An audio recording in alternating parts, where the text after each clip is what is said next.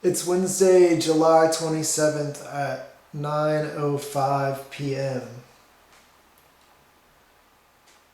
I'm using the old camera because the nice camera, I can't see how it's framed or lit. I like how this shot, it looks like I'm in a spaceship. And I'm the driver, the pilot. I'm very pleased I painted those cabinets white. Today, I organized data on external hard drives. I mopped and vacuumed the floor, not in that order. I vacuumed it first. I did all the dishes, I did all the laundry. I watered the garden, I juggled a soccer ball 1,000 times, I ran to and fro the juggling location. I did a moderate morning yoga routine, I meditated. I did 10 minutes of Spanish practice on a application that doesn't really teach you Spanish. Not yet. Maybe just like you can't do it for 10 minutes a day, or I can't do it for 10 minutes a day. I always know all the answers, but I still can't speak Spanish. I just took off slippers. It's too hot for slippers. What else did I do today? Wrote a bit. Thought a bit.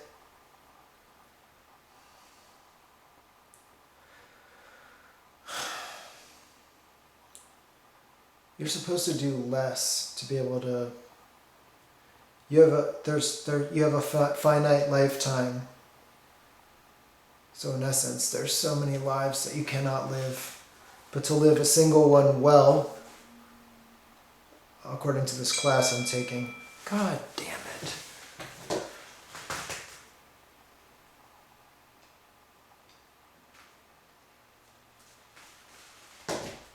I'm having a concert here on Friday, and I'm not playing, I'm hosting it, and people are asking me on the telephone right there. My friend Jen asked if I needed help. That was very nice.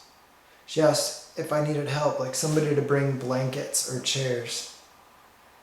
And the answer is yes, but I kind of don't want to have blankets or chairs.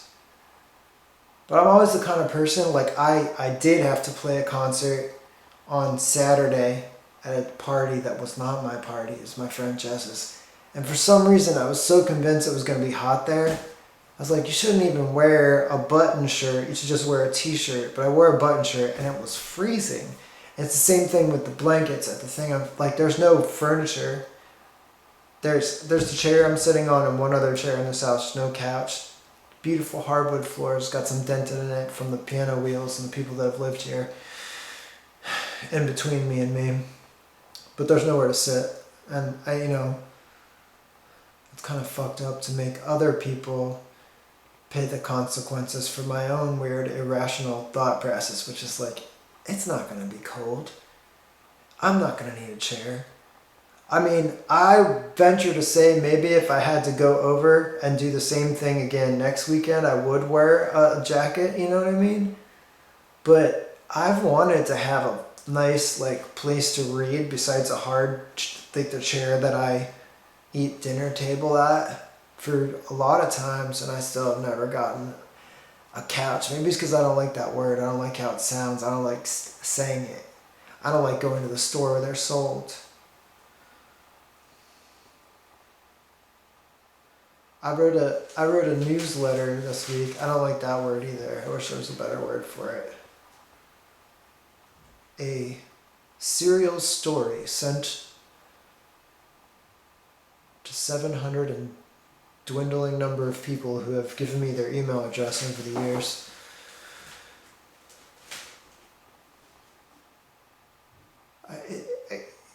I think it was too angry, and sort of silly. Like,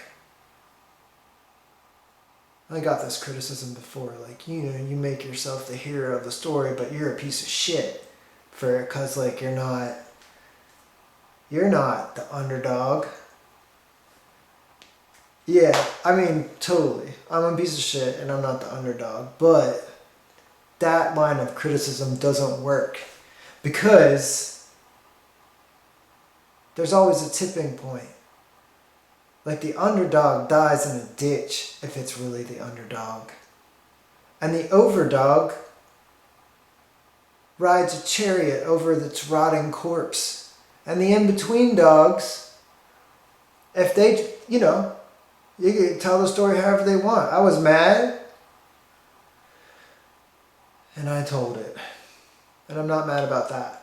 And I realized I would love to offer something in the future that is more like a substantive, positive, light meal that leads the reader or the literal diner feeling satiated, but not, having to swim through a torrent of a river of other dumb metaphors of my demons. No. Just, nice, beautiful, buoyant images, thoughts, language strung together, or musical notes, or, the body moving so that the person receiving the art feels good. But, people like watching horror movies and pornography and like epic romances and comedies and all that stuff, I lived with a guy for a minute in Oregon who was a student of classical Indian music, and then said in classical Indian music there is no dissonance. I wish I could remember the other part of what he said. There's no dissonance because they're all songs of devotion and love. So it's impossible to have dissonance. And when he said it, it made sense. But in the worldview that I'm experiencing right here, in this very present moment, which is no longer the present moment, it's no longer the present moment, it's no longer the present moment, it's no longer the present moment, doesn't make sense anymore. Because, it's an old obvious thing that a lot of people have said, but how can water feel so good to drink if you're not thirsty, or companionship be good if you're not lonely, and it's all like, life, death, all that stuff. I don't know. But anyway, I switched to this camera because the other one, it looks better, but I can't see the frame.